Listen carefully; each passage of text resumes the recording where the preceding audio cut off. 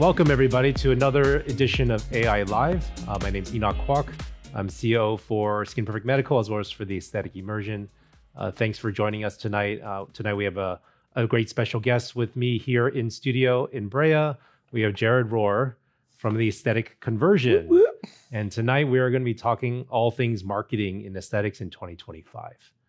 This is always a hot topic for us, even for me, especially running the business side for Skin Perfect Medical, really always trying to figure out how we can continue to do better with the technologies that are out there, with messaging, with branding. There's just so much involved with marketing. And so I've known Jared for, I don't know how many years now. We had a lot of great conversations. Jared is one of the highly sought after business speakers, especially when it comes to marketing. And he's so focused on this niche in aesthetics. Happy to have him here. Let's have him talk a little bit about himself and share about what he's up to in his journey a little bit into aesthetics. And then we can kind of get deeper dive into some of the things that I would like to know more about.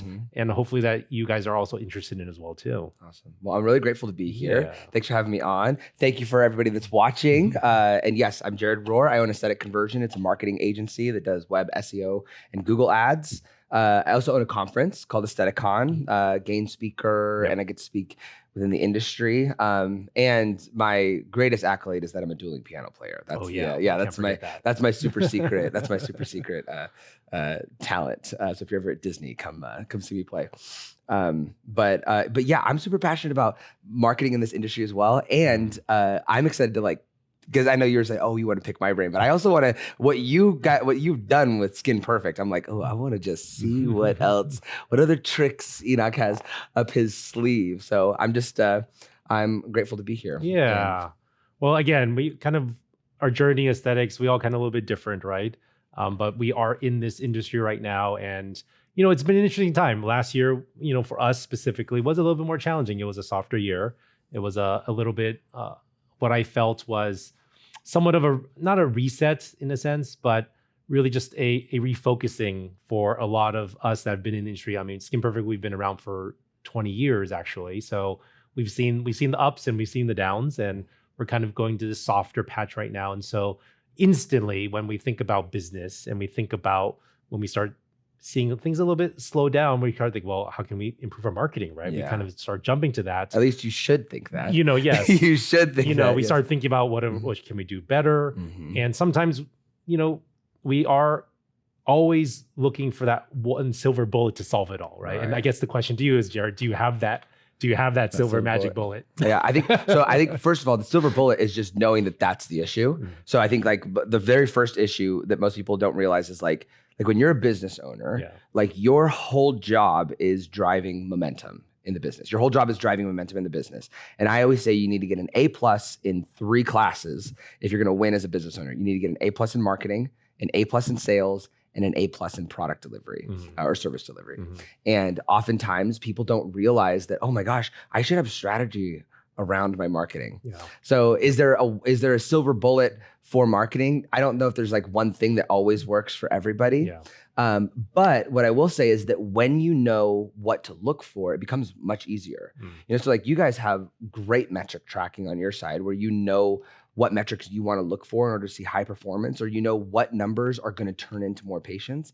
And most clinics don't even have that foundational grasp of oh, okay, great. Well, what should I be kind of looking at in order to see growth within my clinic? So what I often like to tell people is that there's 4 sections of your marketing funnel. There's fascination, which is just getting eyeballs onto your business; acquisition, which is converting those eyeballs into a lead, through some sort of an offer or some way that you can just capture that contact information. There's conversion, which is getting that person to sit down for a sale; and then engagement, which is recycling them back up to the top. And so on that fascination side, I often like people to have a fairly diverse set of ways that they're driving eyeballs to the business. And I think if I were to give a silver bullet, if I were to give a thing that I'm like, look, if you've got a must do, if you've got no money, if it's man, I don't have any investment, I don't know what to do. I think referral partnerships is the easiest layup locally for marketing. If you can build 5 to 10 rock solid relationships locally where you say, hey, look, I'm going to put you in my membership program. Can you put me in your membership program where your members get 10% off my services? Or hey, I want to do a pop-up at your Pilates studio. Or hey, I want to treat all of your hairstylists for free, in exchange for you putting a little ad of me in your hair salon or something like that. Those are I think those are the easiest layups for marketing, where like all of a sudden you're going to build this like referral base of people that love you. Yeah, I really echo that. And, from my experience, and I think this is also just a learning lesson in somewhat, it's hard to say complacency. I think it's just sometimes we've been doing things for so long and we've been getting the results. And all of a sudden it's like, well, hey, we're doing the same thing and we are trying to improve it, but we're not getting the results we once were. And I think that's, for me, because I'm a very technical person when it comes to marketing, so very digital marketing heavy. And so when we not really pivoted, we did start slowly shifting from the traditional ways of marketing back way when, right? So I was doing billboards at that point in time, magazines, we were doing mailers and all of the old traditional stuff.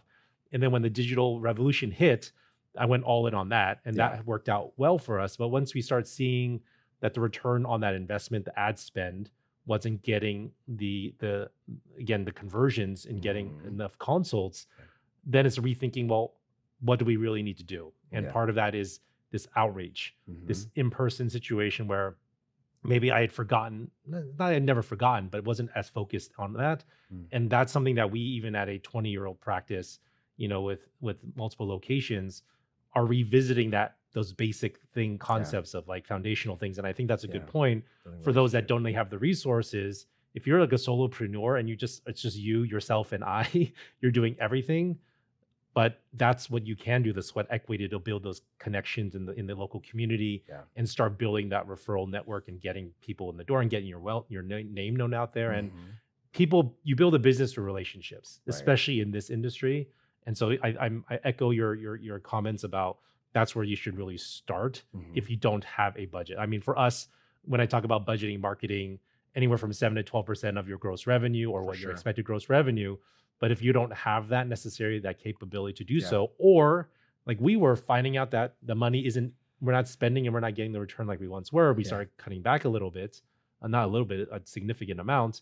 How do you then compensate that activity that once you're using money to do for you, but now you have to use sweat equity now? Right. Well, and I would say too, regarding that budgeting comment too. So like, I think 7 to 12% is solid for any business that is established. Any business that's like, okay, you got momentum, you've got employees, like 7 to 12 is a great starting block.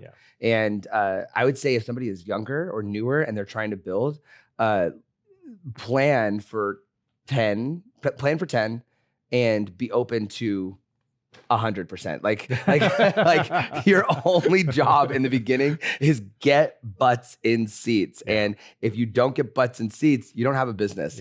And so like, it's probably, it's dramatic to say you're going to spend 100% of your revenue on marketing. But I know that in seasons of my business, I was dumping 100% of things that were going into my business, not 100%, 100% of profit at least, right back into how do I get more attention into the business, which was probably like closer to 20, 30% of our top line in the very beginning, just because only job was like butts and seats. How do we get people to show up, And I was investing, for me, our company is a marketing agency. I was investing into trade shows. I was investing into other ways that I could get in front of people. But as an aesthetic provider, aesthetic practice, when we think about marketing in general, like, going out there, creating those connections for local salons, but you have to consider, are you offering some type of referral bonus, right? Are you offering it? Are you offering a referral adult monetary amount? Are you providing some POS items that are promotional items?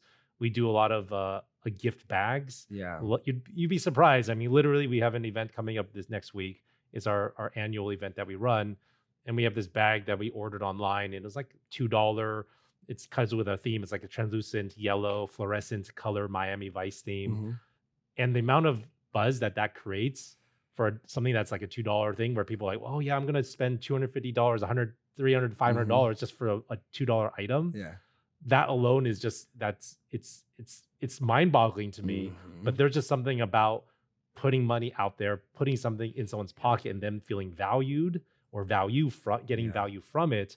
And so that needs to be considered into your overall marketing budget as well, Yeah. marketing spend, like things that, how do you also connect and relate to a patient Yeah. and in some sense bribe them. Yeah, exactly. Now, when you guys went to all digital, were you primarily all in Facebook Meta ads, or would you have a balance between Facebook and Google ads? Did you have some other ad place that you were? So we primarily, when we started off, SEO, right? That's the foundation of what we did. I mean, right now, I still spend about $3,500 to $4,000 a month on SEO, and I've been spending that with this current company for about 4 to 5 years now. So think about, what is that, $4 grand a year, 50 grand. So I've been spending $200,000 just on the website SEO. Yeah. Because now when I look at my data metrics, right, we're getting 18 to 19,000 views a month on our website. I mean, obviously Southern California is a big area. And it's 7 locations, right? 7 across all locations. Yeah. Got it. And so when we look at unique visitors, we're looking anywhere from about 12 to 15,000 a month, which is, Southern California is a lot of people here. So it sounds like a lot, but also in my opinion, it's somewhat of a drop in the bucket too. But we look at rankings and all. But outside of the SEO part, we went heavy in Google first. And then once social media started being a thing, then we started doing social media ads with Facebook and Instagram. So we have a mix of that now, where we do the social media ads, the pay-per-click through social media, but also in Google. We also did pay the blood money to Yelp. Oh, well. You did? Yeah, oh, they gotcha. We did. They gotcha. You paid them to shut up at some point. They were calling you so much, like, please, we need you to advertise. Yeah. And you're like, okay, here. I mean, the unique thing about Yelp, and originally, even from an ops side, I was always telling my team, like, we need to get reviews, right? And it was Yelp reviews and really Google reviews. And so we're trying to do both. But people at one point were gravitating more towards Yelp. So, let's just do that. So we put incentives, we incentivize our team.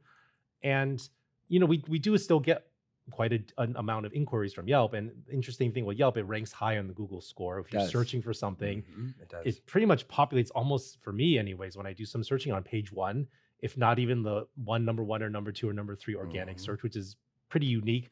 So when, in my mind, I'm paying the blood money for that, correct, for their SEO, right? Yeah. But obviously I'm also paying our own our own team to do SEO as well too. But we kind of did the whole gamut all across the board. Yeah, I see that so it's good for you to know. It's good for, anybody that's watching. It's good for you to know the trends of what your area produces, because, for example, we have a clinic that we work with, and they right now are getting somewhere around, I think they have 3 full-time providers in their clinic, and they are getting somewhere around 1,300 hits a month onto the website for 3 full-time providers. But they're getting a 15% conversion rate on page. Like last month, I think they got 250 leads through their website. Wow, that's pretty good conversion. Which is a great 15% is unacceptable.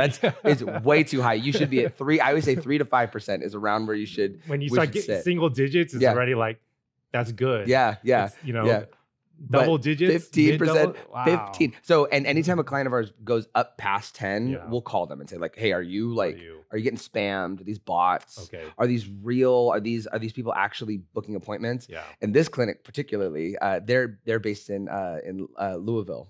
Okay. And we had a call with them, and we're like, hey, like, you guys are getting a lot. They're like, I know.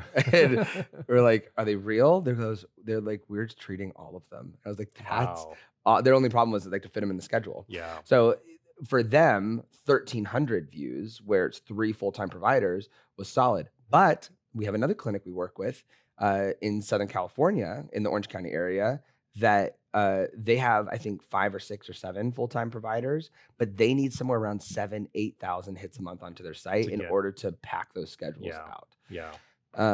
And so sometimes it's the area, because there's so many people shopping for different services, that they're just trying to poke around. I think that's a good point in terms of the marketplace, marketplace that you're actually operating in. Obviously, in highly competitive areas, you are competing against a lot of other practices, and everyone's doing their version of marketing and what they're doing. And there are more eyeballs necessarily here than Louisville, Kentucky, but geography matters, especially in marketing too. And it's one of those situations where you do need to know your numbers. You do need to have a team on the back end also to trained on how to deal with the leads. And I think that, operationally, that's always a challenge, is when you have change in staff, change in turnover. Like, how do you get someone to do the job to monetize to convert on the leads that you're spending money on, right? So there's a lot of things. And even on that note, that's a kind of an interesting topic for those that are solopreneur. They don't have the resources. What do you kind of recommend when you're driving traffic and you're hopefully lead conversion? Like, how do you help smaller practices deal with that lead conversion and systems? Make the sale? Yeah, 100%. So oftentimes, so we as a marketing agency, we get this rub all the time where people say, oh, well, the leads are bad. And I'll say, absolutely, if the leads are bad, I'll take full responsibility. Yep. However, my very first question is usually, what's your follow-up process? Yeah. It's like we had one clinic that we were using. So we have a version of Go High Level that we give to all of our clients, and they were using it and it had an auto text responder. So when somebody would submit a form, they'd get an auto text right away. Yep. Hey, thank you so much for, maybe they had a pop-up offer on their site that said $50 off your first appointment. Thank you so much for asking for $50 off your first appointment. We'd love to see you. When works best for you?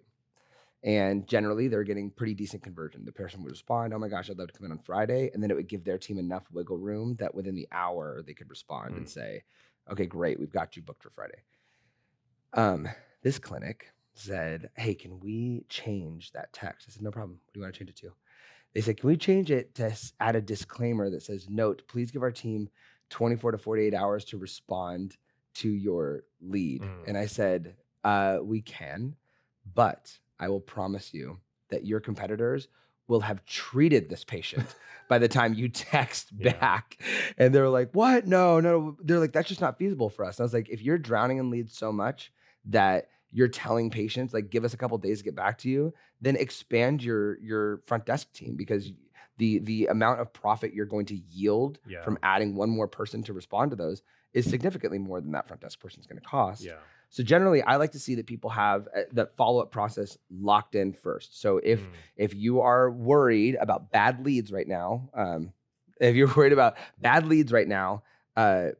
first address to make sure that you have got a rock solid follow-up process. And in my opinion, and I'd love to hear your thoughts here, I think gold standard right now is like under 10 minutes. You're calling them or texting them. Now, is that perfectly feasible for somebody that's treating and responding to all their leads? No.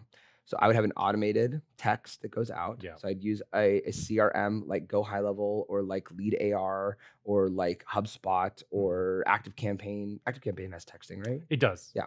Active Campaign. So I use some sort of or Aesthetics CRM, which is a white labeled high level. Some CRM, which is a client relationship management software. It manages your sales and all that. I would have there be an automation in there that when a form is submitted on your site, when a lead is submitted to you, even if it's a DM, autoresponder. Right out to that person. Hey, thank you so much. And then ask them a question. That's the critical moment. Ask them a question. Ask them something that gets them to not just say, thank you so much for sending the text. We'll get back to you shortly. It's like, no. Thank you so much for submitting the offer. When works best for you to come in? And then they respond, oh my gosh, I'd love to come in on Fridays. It's sick. That's great. And then that buys you time. Get out of your current appointment, look at the lead that comes in, look at your schedule. Poof, I've got you in for Friday.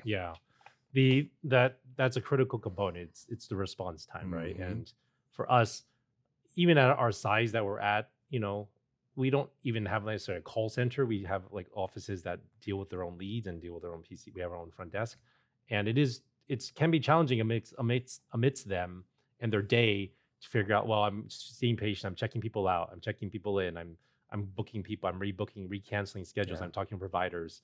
So we are focusing some team members to just do the lead generation more than ever before, and trying to get to them, as Jared said. I mean, we've had a response where it just happened to be the case. I would like to say 10 minutes for us, but it doesn't really happen on an all-time basis all the time. But there have been moments where we did have, just last week, I was talking to the person that's helping us do this as part of my team, and they got a text message from us, like you said, an automated one. And then we actually called, probably after they responded via text, we called them. We like to do a voice call if we can. For sure. And we found that while a lot of people do like text messages, nothing really replaces a conversation if the person on the other side of that phone is willing to want to have a conversation. For sure. Right? The trust that's built there is so much stronger. Yeah. And so it was just something, she was even surprised that we were able to get to them within a matter of a few minutes, because that my team members happened to just be right there without doing something else. And that made a huge difference in converting them. I mean, we have policies where even for scheduling the consultations, right? Brand new people, And again, it's a little bit different how I see things versus if you're a practice, a solopreneur. Say you're a lot of people I've heard, oh, my schedule's booked out 6 weeks out, 8 weeks out, 2 months out. And that's great. I mean, some people with the brand power can warrant that and be like, hey, I'm just coming 3 months later because they want to wait. Yeah. But most practices don't have that luxury. No. So we do have some special process. Well, if this is a brand new console, we try and profile them, but we want to get them in. You want to get them to see them a little bit just so you get that touch, see, and feel. Because otherwise, as Jared said, within 40 hours, they may have gone somewhere else. Think about if they're 3 months down the line and you're booked. Yeah. What does that look like from a conversion perspective? And if you want to grow, so like there are the clinics that want to be boutique. They want to. I've got an esthetician that she only wants to work 3 days a week. She wants to pack out her schedule with like high profit, whatever. And she's booked out for the next 2 months. And I've told her, I'm like, look, like if you open up another day, like you could double your income if you open up a couple more days. And she's like, no. She goes, I want the lifestyle where I work a few days a week. I think that's like 1 in 10. 1 in 10 are like, I just want this nice little lifestyle. Most other people, they do want to grow, but I'll hear them brag and say like, oh yeah, I'm booked out for 2 months. I'm like, oh no. Like, ugh, like all you're doing is losing money. Like you're just losing money here. Emily Ann Scalise, who we both know, Gain faculty member, they have a policy at their clinic that you will be treated within 48 hours of submission. Will it be the exact provider that you ask for? Probably not, or might not be. But they will make an appointment available for you to come in and get a service within 48 hours, hands down, every single time. And a lot of that, quite frankly, I mean, both Jared and I are more on the ops side of, let's say, in business. Because we're a medical aesthetic, industry. A lot of it's led by medical providers, and most of them are the owners. And more than not, everyone has a personality. They have a certain way of doing things that may not necessarily be attuned with my sensibilities of growing the business, increasing sales, increasing volume, right? Yes. Then they may have a little bit more stringent policies. Well, I don't want to do that. I don't want to bend my schedule. I don't want to do this.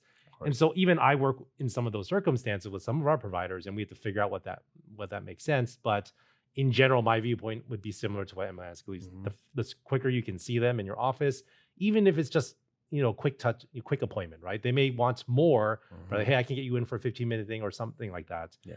But you've let's say they've made the sale.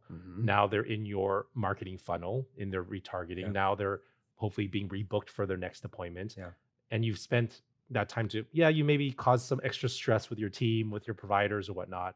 But as a business owner right now, or even just a business manager, you have to do these little things, these tweaks to really move the needle. Yeah, I heard a stat the other day from Darwill. They're a print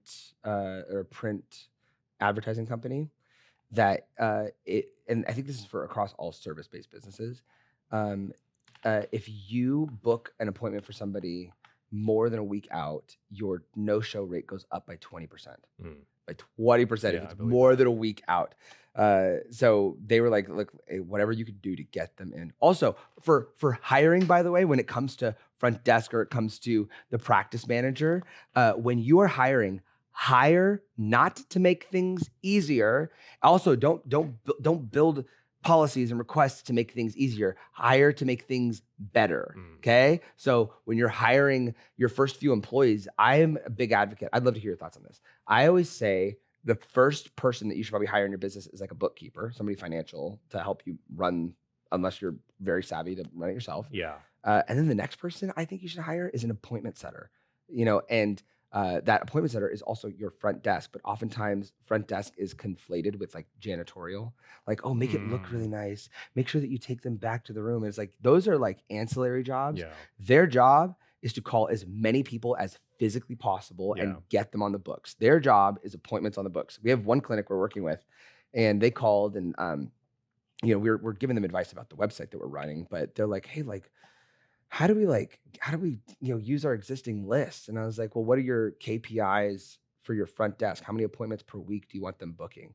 They're like, well, we don't know. And I was like, let's set every goal for this person that's working front desk around appointments booked. Like, does it include rebooking? I said, absolutely.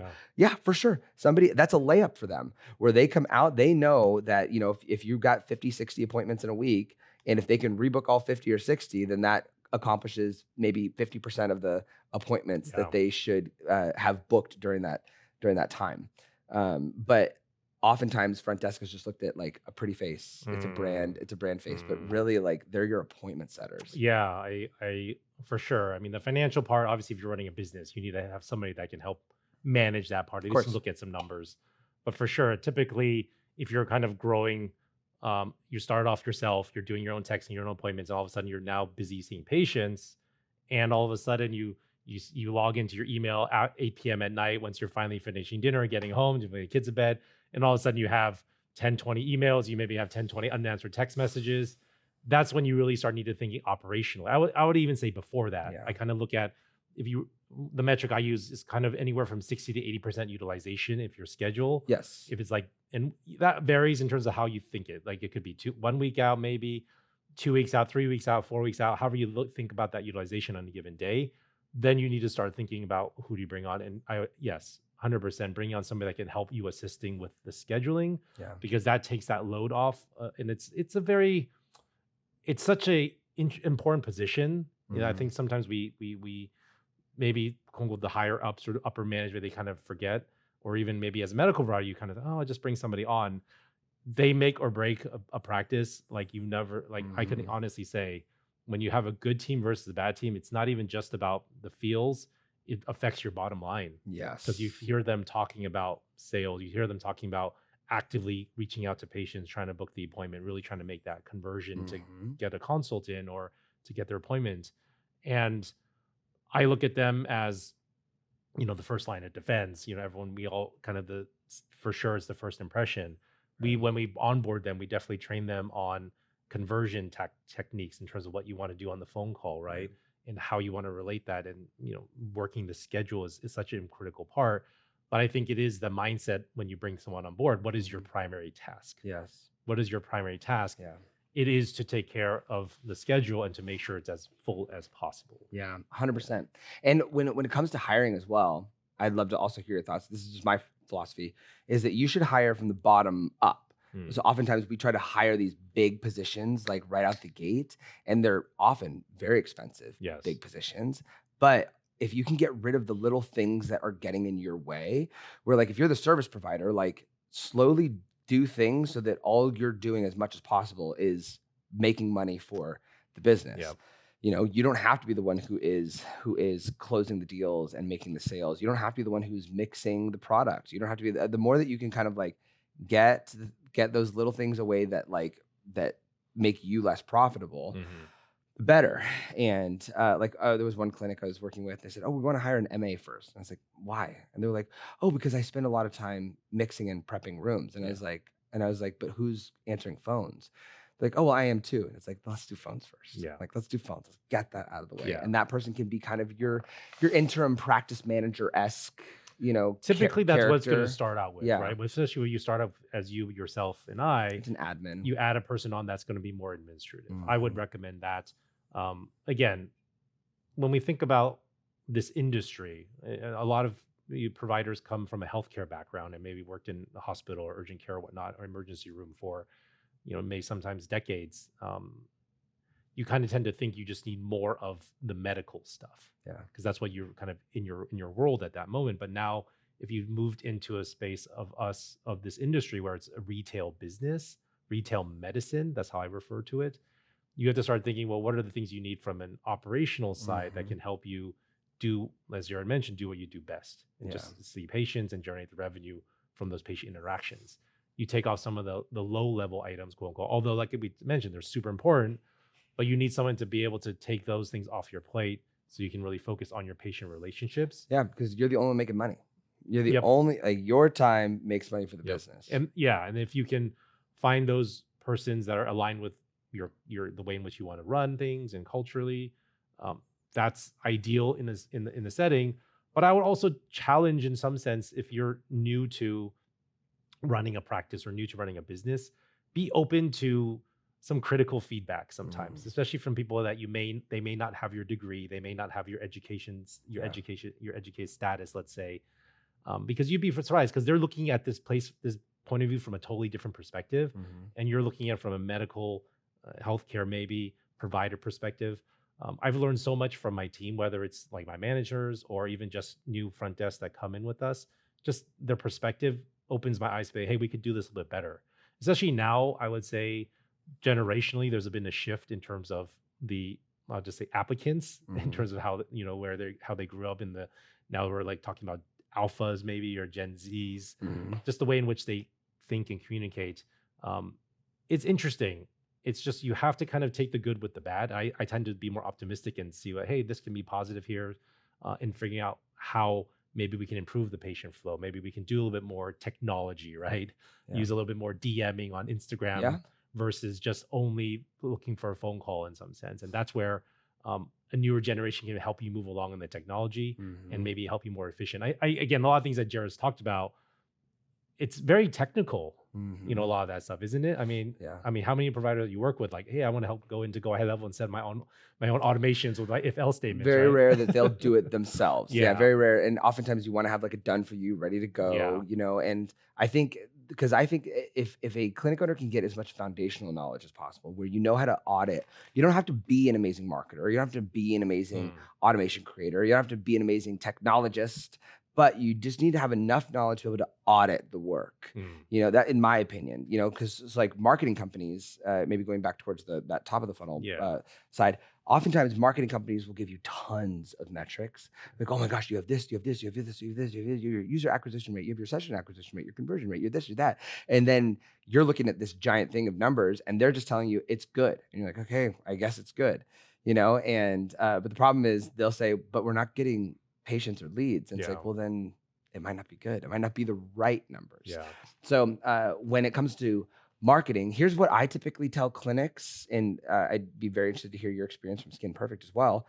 I typically say per full-time schedule that you want full. So whether it's an esthetician, an injector, or even a plastic surgeon, if you can get somewhere, it depends on your geography, but on average, I'm seeing if you can get somewhere around 500 hits a month per full-time provider, you can get that to convert into enough patients that you'll be full. So whatever that looks like, if that looks like you pushing 500 views a month onto your website from social media, from paid advertising, from meta ads, from billboards, from referral partners, whatever it is, you can have any spread of marketing channels that you want from social media.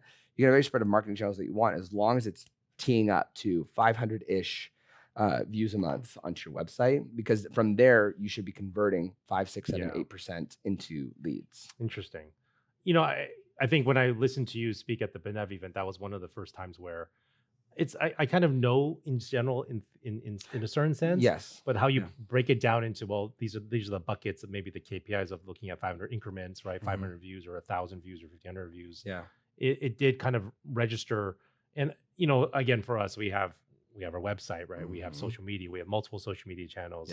We do some stuff on YouTube. We do some stuff even just in-house with our email marketing. I guess that's a little bit different, but it's kind of all, how many touch points do you have in marketing? That's how I look at it. And in aggregate, all the touch points, is it converting to eyeballs on what you're doing? And then how do you rate that to say, okay, well, this is actually working very well, or this isn't working very well? It's a lot. I mean, marketing, we kind of been moving around here. As we can kind of understand, marketing is about getting as much attention as possible. Correct. On, in some sense, both sides. You want to build the attention for you, eyeballs onto you, but there's a huge responsibility on the practice to get eyeballs on these people that are reaching out to you, right? And that's always that battle. Even for me, it's like, you maybe increase the budget to do this, but then on the back end, do you have the people in place or the systems in place to actually potentially take advantage of the increase in what you're doing? And so I think that's what Jared's talking about, foundational concepts with marketing and sales, as he mentioned, go hand in hand. On the sales side, who are the people that are helping you pull those sales thing, right? Good to have. It's always good to lay a process first, like have a solid SOP for each stage.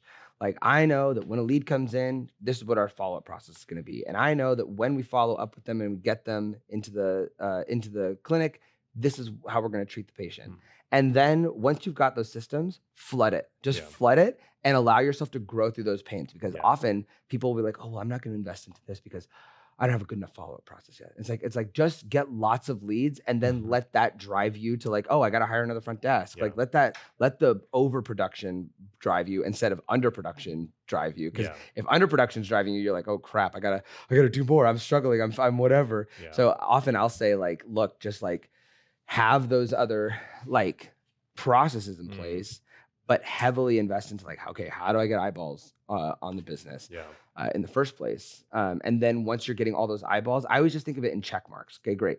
Are you getting 500 views per full-time provider? If yes, next stage. Are you getting 5 to 8% conversion rate on page? No. Oh, maybe your offer stinks. Maybe you should throw a pop-up offer onto the page and see what kind of a new patient offer you can drum up. You know, something. I know that Lori, I'm so sorry if you're watching. I know. Is this camera? There we go. Lori, I'm so sorry if you're watching. But I'm an advocate for discounts. But I believe you, and I think Lori will resonate with this because I feel like if I asked her, do you guys give discounts on packages? We do. I mean, again, Skin Perfect is a unique way in which it's set up. Yes. I mean, Lori, obviously, we love Lori. She's part of our family. I know, she hates discounts. But yeah, I know.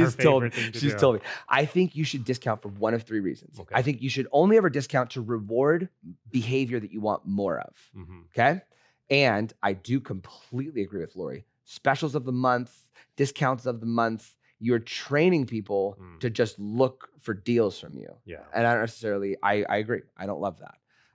But there are 3 types of behavior that I think you should reward with discounts. The first one is trying new verticals, whether it's they're a brand new patient or maybe they are a tox patient trying filler for the first time. Yeah. Tox and filler trying a laser, a facial trying injectables, whatever it is. They're currently doing one thing and you want to encourage them to do one more thing. We'll give you 10% off your first time. Yeah. Thank you so much. Yeah. Thanks for trusting us. So new verticals. Often the most common one is just brand new patients. The second is bulk. You're buying tox for the year. You're buying a package of lasers, a package of facials, a combination treatment package. Absolutely. We'll give you 20% off for getting all these different amazing things, whatever. And the third one is loyalty. They're a member. They're showing up to your events. They're referring you to their friends. So the 3 behaviors that you want is, are you buying a lot at once? Are you doing more of our things? Yeah. And are you telling people about us and committed to us? Yeah.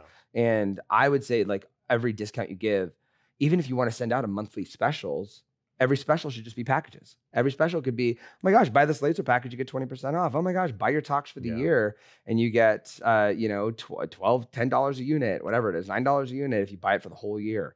So there are ways to work it. So, when you get to the acquisition stage, whatever that offer is on page should be converting 5 to 8% is what I say.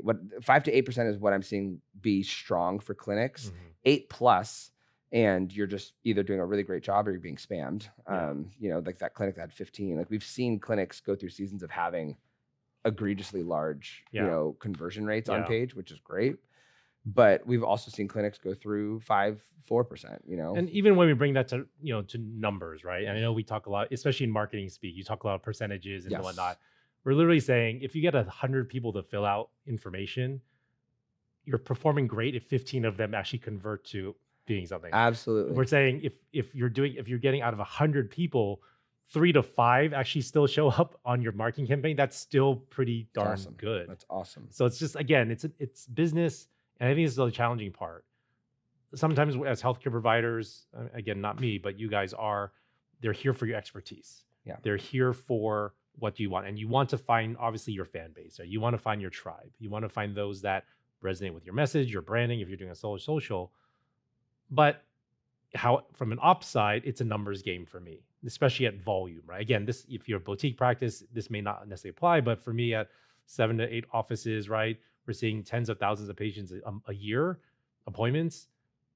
It's a numbers game at that point. So how do you increment to increase that with what you're talking about, either improving optimizations here, increasing budgets, all of that. But it's still a numbers game. I'm not saying, hey, even if we spend $100,000 a month, I don't expect to get 5,000 Nestle people a month, right? And so I think that's where, when I always distill this down and talk to my team, we're not really trying to change the world in the marketing when we launch something new. What we're trying to do is effectuate great connections and great messaging with people and see who you resonate in this bucket, whether you're a 20-year-old, 30-year-old, 40-year-old, 50-year-old, whatnot. There are different ways in which you kind of try and talking. And that's something where I want to start and using a little bit more of AI now to create a lot of those customized messages that make a little bit more targeted for the right people, because we're all consumers too. We're getting inundated with so much more messaging now more than ever before in marketing. Things that start standing out to me are like things that feel a little bit more personal, or feel that's something that I can relate to more. And so I'm curious as to how your approach is on that, or even your thoughts around personalization now in marketing. So I was just being sold on a service for our agency, and I filled out a free demo, whatever, like a consultation. And the guy sent me immediately back a picture of him pointing at his computer with a checklist that said like, walk dog, buy food, send a text to Jared on the checklist. And it was him like with like a thumbs up, like, hey buddy, just wanted to let you know I'm all set for our appointment today. And I know for a fact that was generated with AI. I just don't know exactly how he did it. Yeah, I was like, oh, that's slick. Like clinics could do that. Clinics could send an auto text that's like, hey Jenny, excited to chat with you. Thanks so much for submitting the thing. I've got you on my list here, or something like that.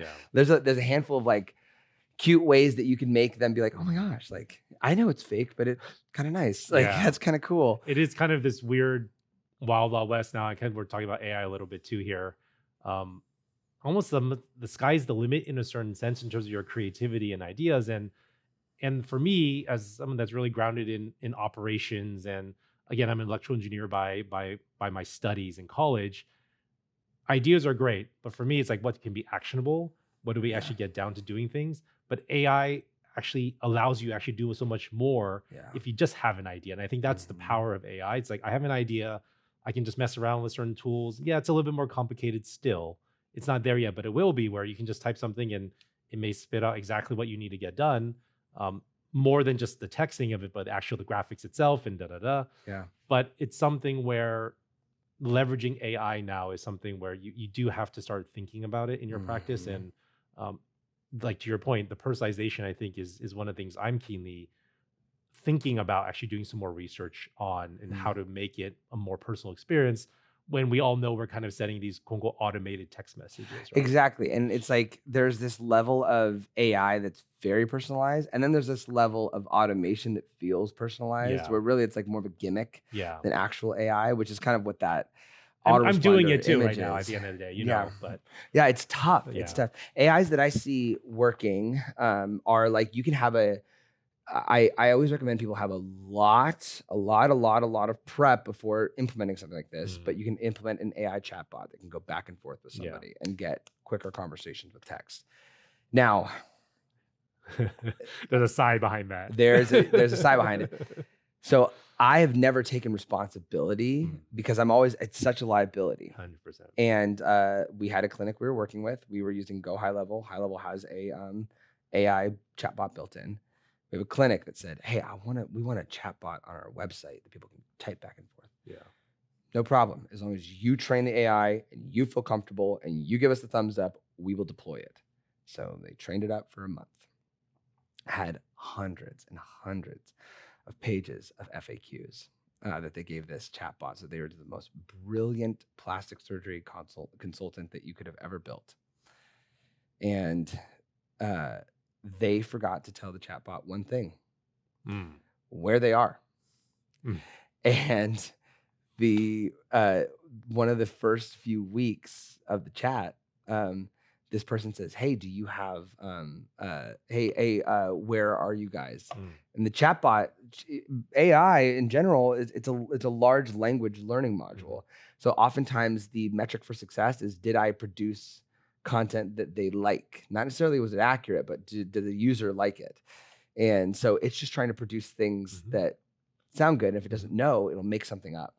So in this case, this clinic's in Chicago, and the chatbot's like, hey, we're based in Washington. And the person said, oh, well, bummer, I'm in Chicago. I would have loved, I want to come in and be treated by you. And they said, well, sorry, if you're ever in Washington, look us up.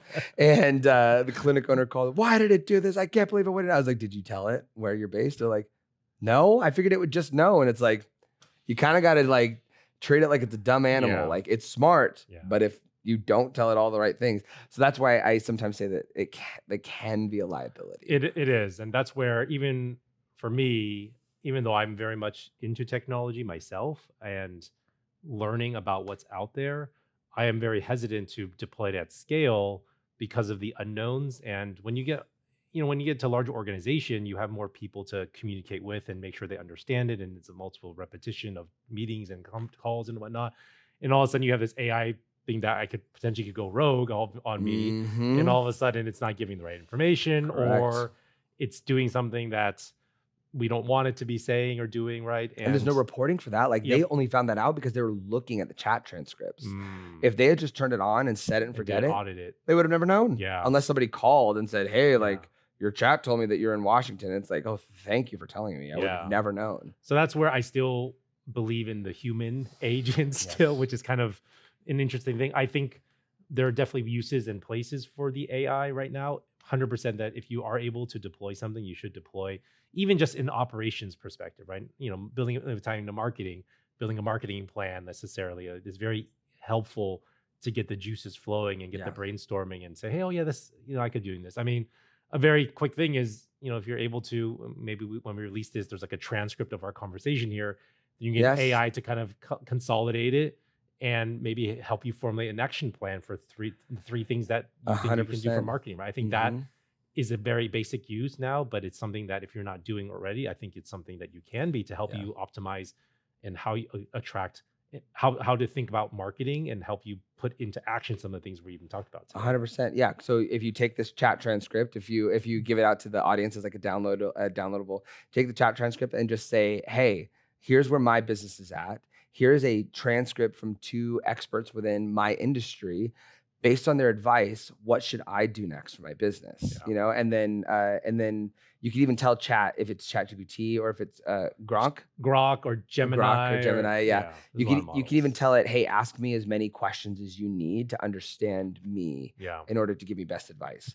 And then chat might say something or Grok might say, okay, well, tell me about what's your current revenue? How many patients a month do you currently see? How many blah, blah, blah, blah. It'll ask you questions and then it'll say, great, you need to do this next. Yeah, I think it's something to really start actively thinking about, especially if, again, if it's been soft and you aren't, ready to commit more resources and reinvest certain things into your practice.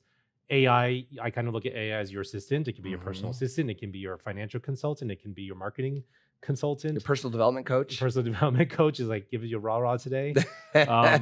There's a lot of things to keep you focused, right? There's a lot of things that are on the horizon that I think will be much more day to day.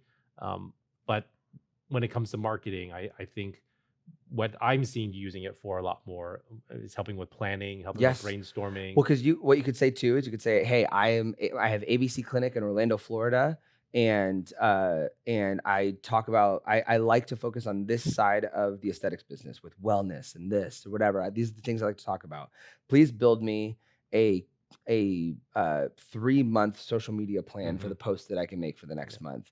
Make every single post easy for me to quickly pull out a selfie video and record it so that I'm only spending 10 to 15 minutes a day on creating content, and then poof, it creates an Excel sheet and gives you an Excel sheet that you can download for it. Yeah. And from there, you just refine it, right? You might not like what it spit out, this one. I'll choose this one. I like this one. Or maybe you can even then ask it to help refine based off how you think or how you see or how you run your practice or how you want to run your social media, right? And all that stuff too. So it's an interesting time to be in aesthetics. It's an interesting time to be a marketer in aesthetics. Yeah.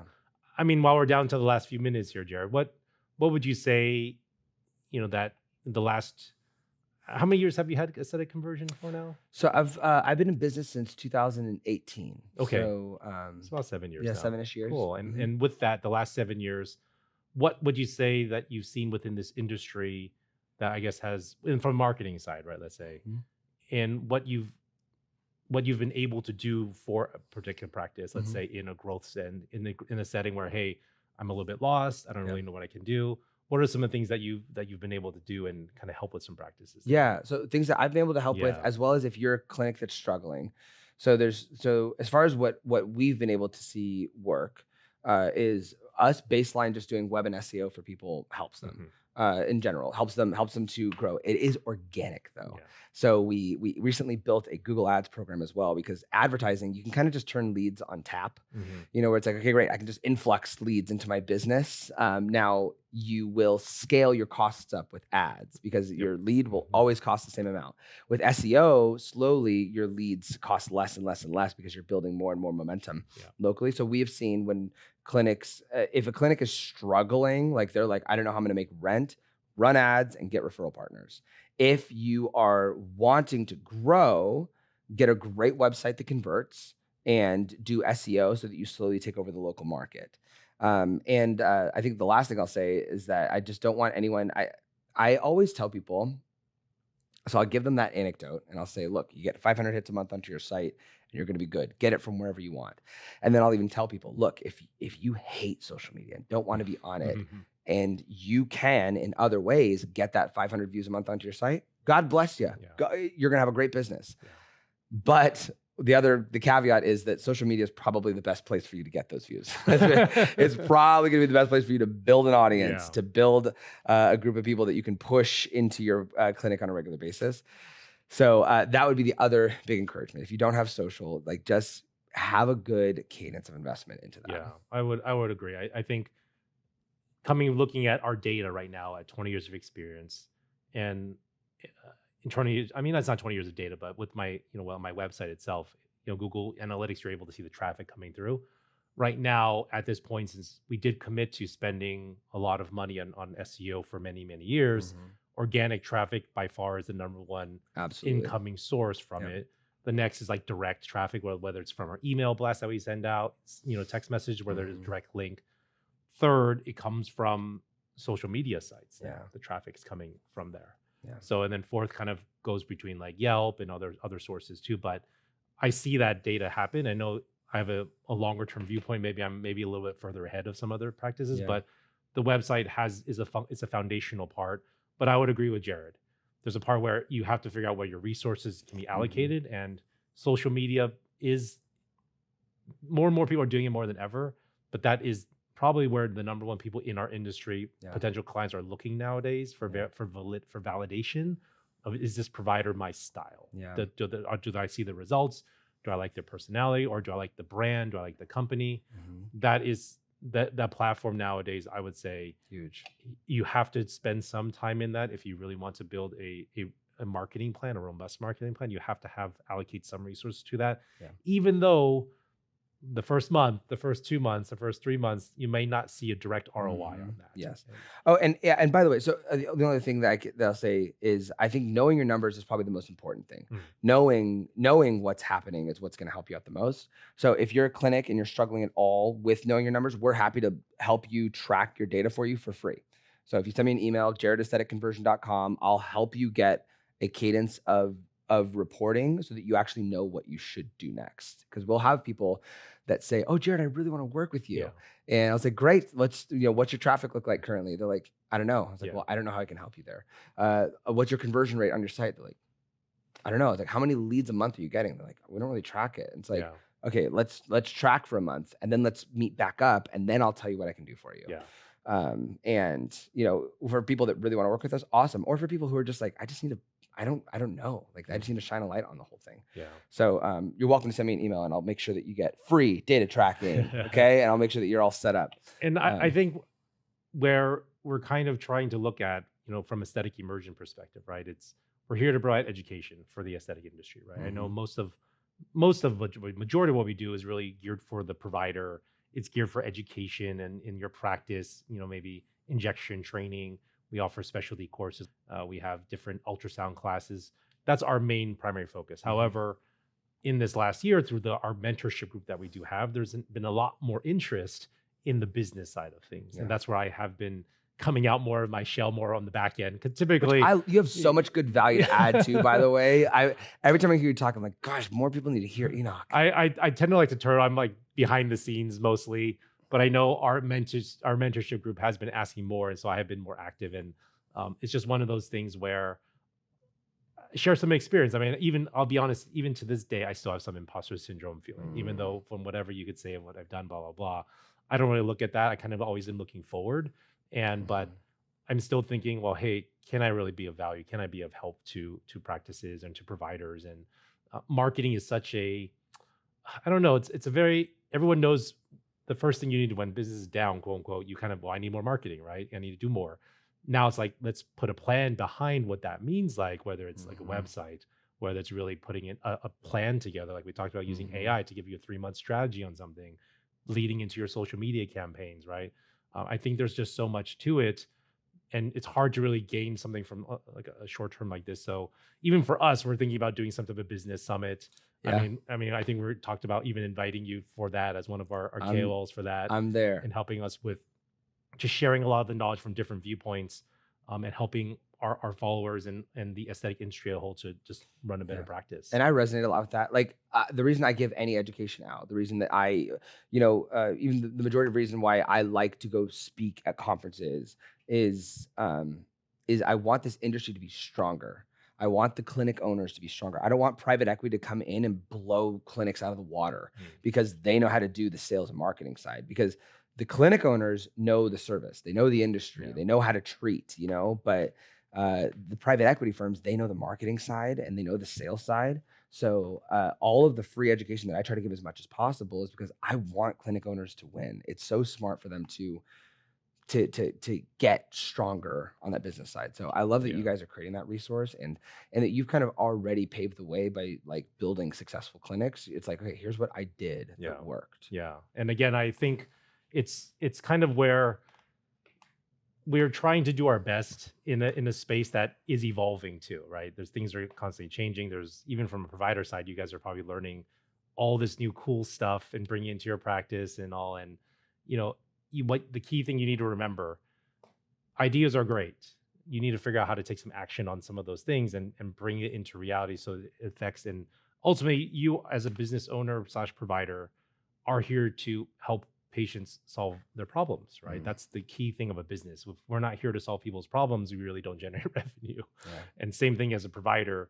I know healthcare, you want to care about your patient, but at the same time, make sure that you also are considering the idea that you need to kind of amp up your game. You need to continually grow. You need to figure out, and while this business stuff might not be your forte, I mean, that's where I think we're all trying to see how we can be helpful and figure out, hey, we can provide some advice here.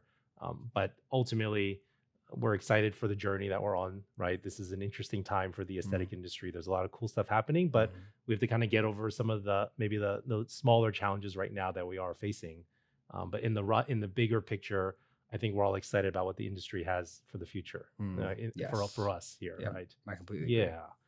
And so, thank you again, Jared, for joining us tonight on AI Live. And it's something where we really want to kind of share what we're doing and really educate the population at large and those that follow us. I mean, Jared, what's your socials, or how can they reach out to you again? You can send me an email, Jared at aestheticconversion.com.